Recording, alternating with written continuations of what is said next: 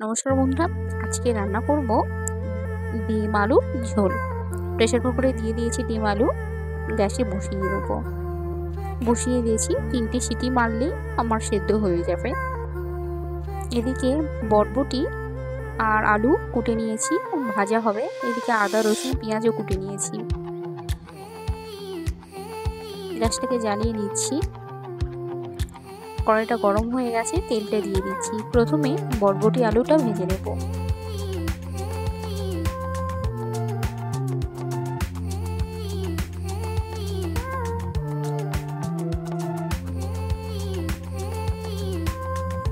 আলুর পরিমাণটা একটু কম, বরবটিটা একটু বেশি দিয়েছি।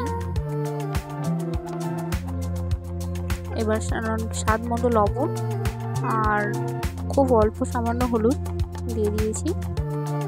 একটু ভাজা ভাজা করে নেব। যতক্ষণ না পর্যন্ত একটু লাল লাল হচ্ছে বা সেদ্ধ হয়ে যাচ্ছে ততক্ষণ অবধি নাড়াচাড়া করে থাকবো। একটু লাল লাল হলে নামিয়ে নেব।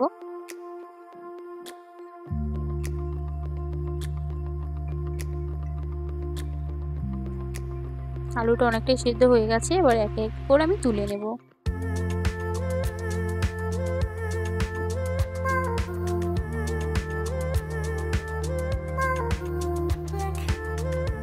এক এক আমার তোলা হয়ে গেছে।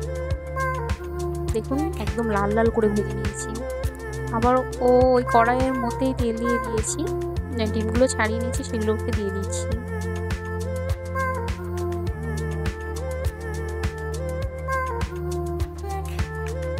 একটু নুন, সামান্য লঙ্কার গুঁড়ো দিয়ে দিচ্ছি। একটু লাল লাল করে একটু ভেজে নেব।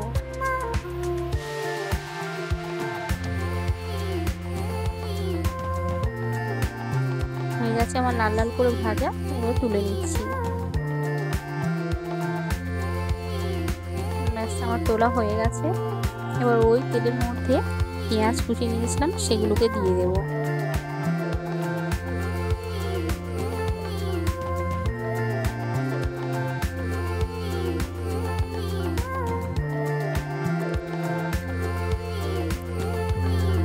পেঁয়াজটা একটু ভালো করে লাল লাল করে ভেজে নেব। রসুন বাটা দিয়ে দিচ্ছি।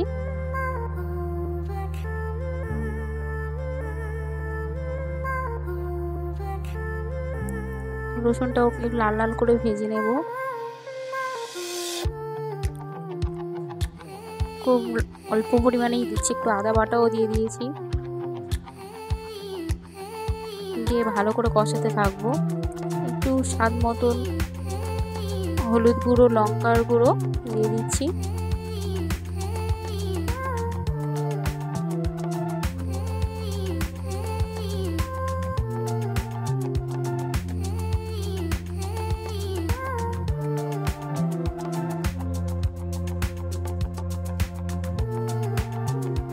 দেখুন চতুর্দিক দিয়ে তেল ছেড়ে দিয়েছি, এবার আলুগুলোকে দিয়ে দিচ্ছি। ভালো করে এবার কষাতে থাকবো।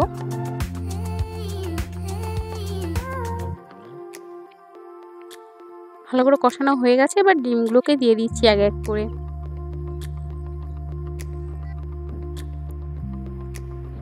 এবার ডিমগুলো দিয়ে ভালোভাবে কষাতে থাকবো।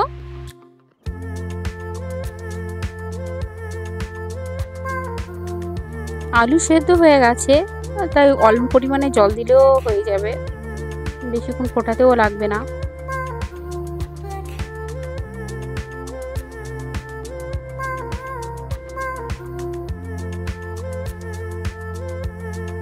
এবার অল্প অল্প করে জল দিতে থাকবো।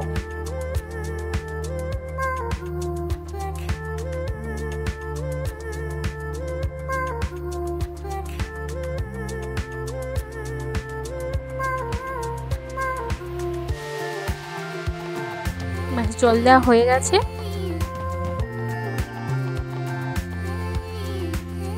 এবার কিছুক্ষণ ফুটলেই নামিয়ে দেব। দেখুন আমার ঝোল একদম ফুটে উঠেছে, হয়ে এসছে।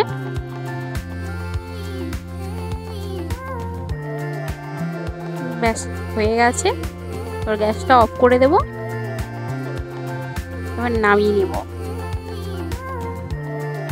দেখুন কত সুন্দর লাগছে, ঝোলের কালারটা লাল লাল। সবাই ভালো থাকবেন, সুস্থ থাকবেন, সকলকে ধন্যবাদ।